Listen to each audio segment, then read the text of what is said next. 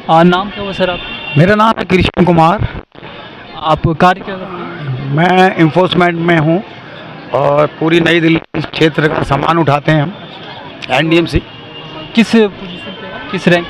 हम बेलदार हैं सर, हमारे इंस्पेक्टर के नीचे होते हैं हम। हमारी गाड़ी है, 10 बेलदार होते हैं, एक इंस्पेक्टर।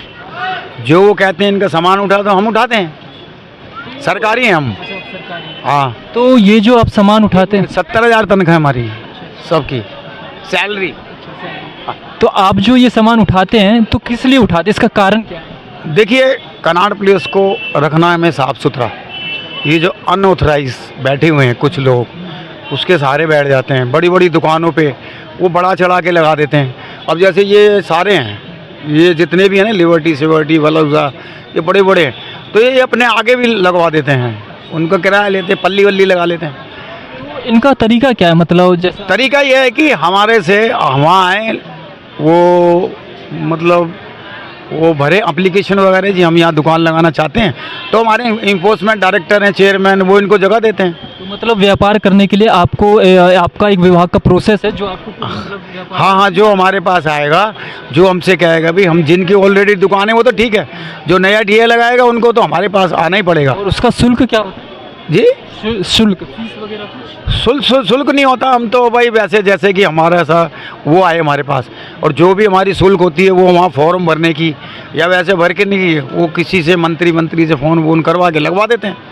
तो वैसे अगर आम आदमी जिसकी मंत्री से जान पहचान नहीं है, तो वो कैसे व्यापार करे यहाँ पे? नहीं, उसका भी एक प्रोसीजर लगाते रहें, जब कमेटी आएगी भगते रहें, लगाते रहें, भगते रहें, लगते रहें, भगते। तो ऐसी लगातार देखो, पुलिस और कमेटी यही मैन है नई दिल्ली के अंदर, इन्हीं के अंडर में है सब रेडी पटरियाँ। मतलब कमेटी क्या है, मतलब विभाग कौन सा विभाग है? एनडीएमसी करती है? एनडीएमसी का मतलब है नई दिल्ली म्यूनसिपल कॉरपोरेशन।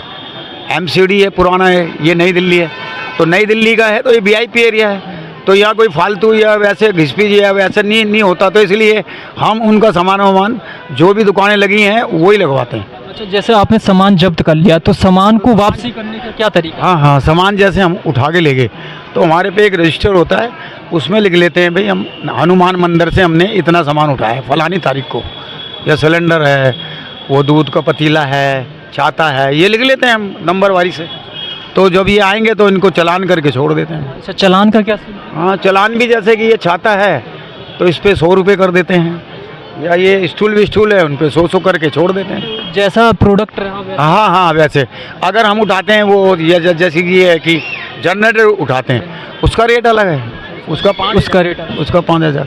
जैसे हम गाड़ियाँ उठाते हैं, ये कार के 1,000 रुपये हैं, बाइक के 500 रुपये।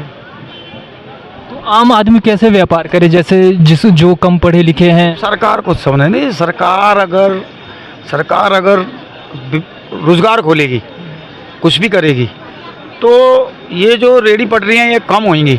जो पढ़े लिखे हैं वो भी रेडी पटरी लगा रहे हैं, वो अपने वहाँ चले जाएंगे, रोजगार मिलेगा उनको बैंक में, किसी अच्छी कंपनी में, या किसी अपनी अच्छी दुकान, उनको वो मिलेगा व्यवसाय, तो उससे रेडी पटरियाँ कम होंगी। अब एक पढ़ा लिखा इंसान है जिसने बीए फाइनल या कुछ ग्रेजुएशन करी है, वो क्या करेगा? नौकरियां तो बंद है।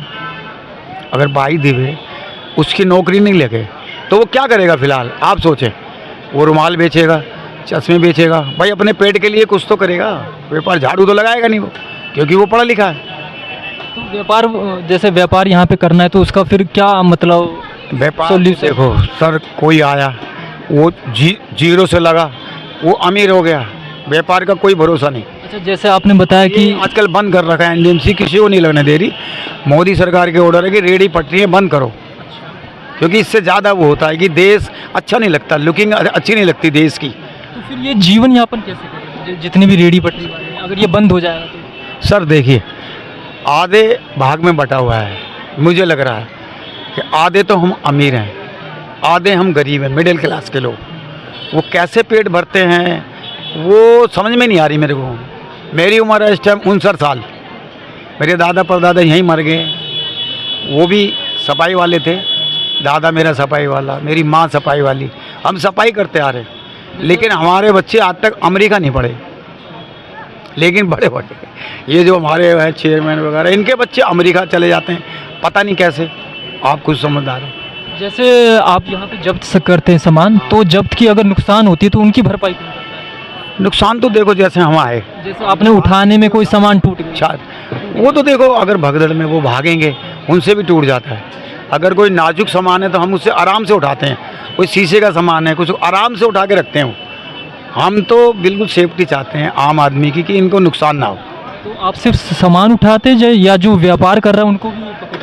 नहीं, जो अनऑथराइज बैठे हैं, जिन पे कागज है, कोई लाइसेंस है हमारी तरफ से एनडीएमसी से, सप्लाई आ रही है, दूध की सप्लाई, मक्खन की सप्लाई, उनको नहीं पकड़ते हैं। जैसे जिन पे कागज नहीं है, जो अनऑथराइज बैठे हैं, उन्हीं को पकड़ते हैं। जैसे एनडीएमसी जो हॉकर्स वगैरह के लाइसेंस इशू करती है, तो उन सब से क्या ये बेच सकते हैं? नहीं, आप समझ रहे नहीं। जैसे कि किसी की दुकान है, अगर वो दुकान